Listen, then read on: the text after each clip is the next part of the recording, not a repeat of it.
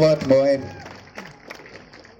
প্ৰথমে আমাৰ চিনেমাখনৰ প্ৰডিউচাৰ শ্যামন্তক গৌতমক অনুৰোধ কৰিছোঁ তেখেতক সম্বৰ্ধনা জ্ঞাপন কৰিবলৈ।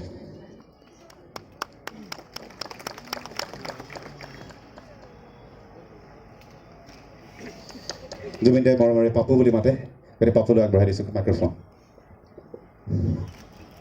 সকলোলৈকে নমস্কাৰ।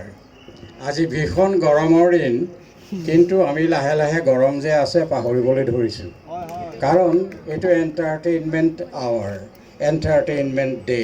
সেইকাৰণে আৰু মই কি কথাটো ক'ব বিচাৰিছিলোঁ, জুবিনৰ লগত মোৰ সম্বন্ধ এইটো অৱশ্যেতে সুমীৰে ঠিকেই কৈছে।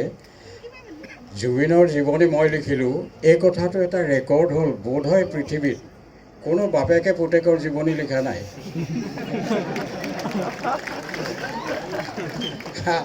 আৰু এতিয়ালৈকে জুবিনৰ জীৱনৰ ওপৰত যিমান কিতাপ লিখাছে, অনেক কিতাপ লিখা হ'ল মই বজাৰত দেখিছোঁ, কিন্তু এখনতো সেই দেশটো নাই য'ত যিখন কিতাপ পঢ়িলে জুবিন বোলা মানুহটোৰ কলিজালৈকে চাব পাৰি, সেই বস্তুটো কিতাপবোৰত নাই।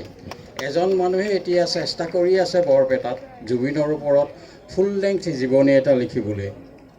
মোৰ লগত আহি আলোচনা কৰে। মই কওঁ যে 2009 চনলৈকে জুবিনৰ বিষয়ে মই যি লিখিলোঁ, ইয়াৰ পিছত কিতাপ লিখিলে এইখন নচলিব আৰু মানুহে ভাল নাপাব। আপুনি 2009 চনৰ পিছৰখিনি জুবিনক লিখক, সেইখিনিৰ বিষয়ে খুব কম মানুহে খুব ভালকৈ জানে। আৰু অলপতে আজি কিছুদিনৰ আগলৈকে পেপাৰত কিছুমান প্ৰবন্ধ সৰু সুৰা নতুন লিখকে আৰু আগ্ৰহী লিখক, জুবিনৰ ফেন বিশেষকৈ তেওঁলোকে সৰু সৰু আৰ্টিকুল কিছুমান লিখিলে জুবিনৰ ওপৰত। এই কথাটো মই এখন পেপাৰহে পঢ়োঁ, দৈনিক অসমত কিবা ওলালে মই সেইটো পঢ়োঁ, মনত ৰাখোঁ। কিন্তু আমাৰ ঘৰৰ পিছপিনে আমাৰ চুবুৰীতে কোলাহল নামৰ ঘৰটোত এজন মানুহ আছে, পদ্মপাণি। তেখেতে চব কথাই পঢ়ে, চব পেপাৰ পঢ়ে, এইবিলাক সৰু সৰু আৰ্টিকুলবিলাক গোটাই থয়। এতিয়া ৰিচেণ্টলি জুবিনৰ ওপৰত এখন সৰু পুস্তিকা উলিয়াবৰ কাৰণে এটা প্ৰেছে খুব জোৰ দি আছে, আৰু সেই জোৰটো পদ্মপাণিৰ মূৰত পৰে, আৰু পদ্মপাণিয়ে জোৰটো আনি মোৰ মূৰত থয়। তো এতিয়া এই কিতাপখন লিখোঁতে যিখিনি পাৰোঁ মই সাহাৰ্য কৰিছোঁ, তেনেই সামান্য, কিন্তু কিতাপখন লিখা হ'ব পুস্তিকা আকাৰত। কাৰণ ডাঙৰ কিতাপ চবে আজিকালি কিনি পঢ়িবলৈ অসুবিধা হ'ল। পুস্তিকা আকাৰে যদি 10খন কিতাপ বাহিৰ হয়, সেইটোও প্ৰফিটেবল। সেইটো এটা কথা।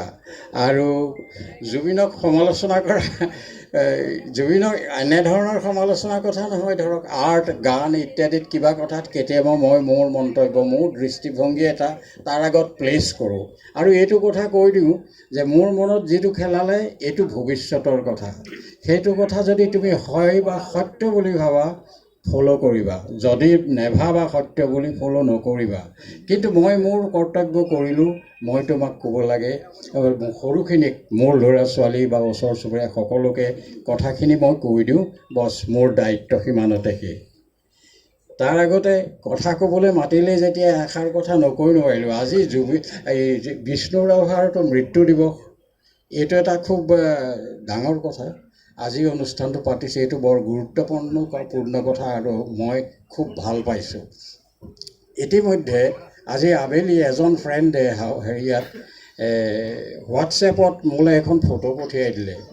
ফটোখন 1964 চনৰ নৱেম্বৰ মাহত বিষ্ণু ৰাভা, মই আৰু 3জন ছাত্ৰ JB কলেজৰ, আমি কলেজত এনুৱেল ফাংচন পাতিছিলোঁ। মই কালচাৰেল ছেক্ৰেটেৰী আছিলোঁ। বিষ্ণু ৰাভাক তেজপুৰৰ পৰা মতাই নিছিলোঁ। আমি ৰাতিপুৱাৰ পৰা পিছদিনা ৰাতিপুৱালৈকে এই গোটেই 24 ঘণ্টা আমি 4টা ল'ৰা আৰু বিষ্ণু ৰাভা একেলগে আছিলোঁ। দিনটো যিমান কাম কৰিছোঁ, ঘূৰিছোঁ তেওঁৰ লগত, গধূলি ফাংচনত এনেকৈ যোগ দিছোঁ। মই গায়ক নহয়, একো নহয়, কিন্তু সাহিত্য অনুৰাগী বহুত